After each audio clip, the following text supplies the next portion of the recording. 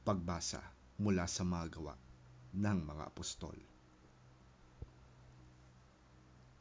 Isang gabi, sinabi ng Panginoon kay Pablo sa pamamagitan ng isang pangitain, "Huwag kang matakot, ipagpatuloy mo ang iyong pangangaral.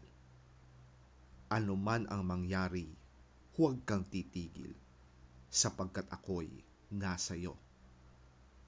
Hindi ka maano, sapagkat marami akong tagasunod sa lungsod na ito."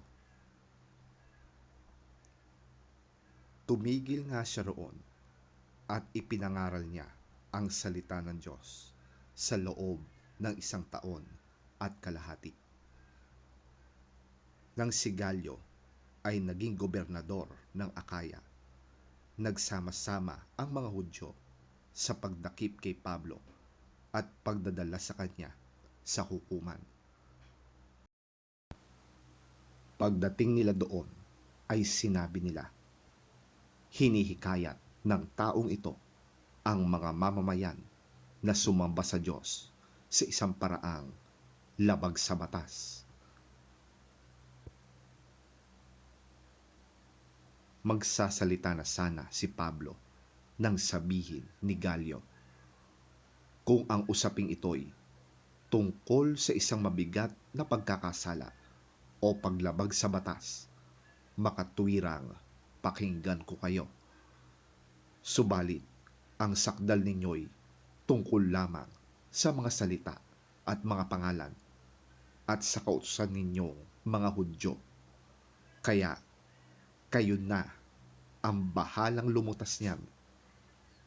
Ayaw kong makialam sa bagay na yan. At sila'y pinalabas niya sa hukuman. Kaya't si Sostenes na tagapamahala ng sinagoga ang sinunggaban nila at binugbog sa labas ng hukuman. Hindi naman yon pinansin ni Galyo. Pagkatapos nito, matagal pang nanatili si Pablo sa Korinto at saka nagpaalam sa mga kapatid. Pagdating sa Cencrea, nagpaahit siya ng buhok sa ulo sapagkat natupad na niya ang kanyang panata. Sumakay siya sa barkong papuntang Syria kasama ang mag-asawang Priscilla at Aquila.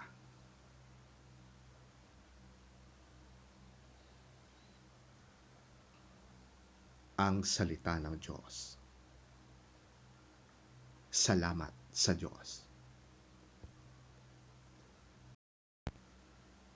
Ang mabuting balita ng Panginoon ayon kay San Juan. Papuri sa iyo, Panginoon. Pakatandaan ninyo, iiyak kayo at mahahapis, ngunit magagalak ang sanlibutan. Labis kayong malulungkot, subalit yan ay mapapalitan ng kagalakan.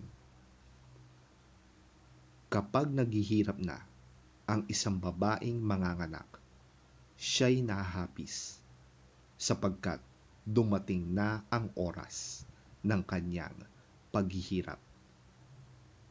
Ngunit pagkapanganak niya, hindi na niya naaalala ang hirap. Nagagalak siya dahil sa pagsilang ng isang sanggol sa sanlibutan. Gayon din naman kayo. Nalulungkot kayo ngayon, ngunit muli tayong magkikita at mag-uumapaw sa inyong puso ang kagalakang hindi maaagaw ni numan. Sa araw na yon, hindi na kayo kailangang magtanong sa akin.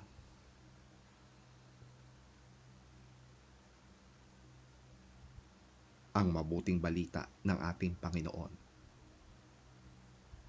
Pinupuri ka namin, Panginoong Hesukristo. I am telling you the truth. You will cry and weep, but the world will be glad. You will be sad, but your sadness will turn into gladness. When a woman is about to give birth, she is sad because the hour of suffering has come. But when the baby is born, she forgets her suffering because she is happy that a baby has been born into the world. That is how it is with you. Now you are sad, but I will see you again, and your hearts will be filled with gladness, the kind of gladness that no one can take away from you. When that day comes, you will not ask me for anything.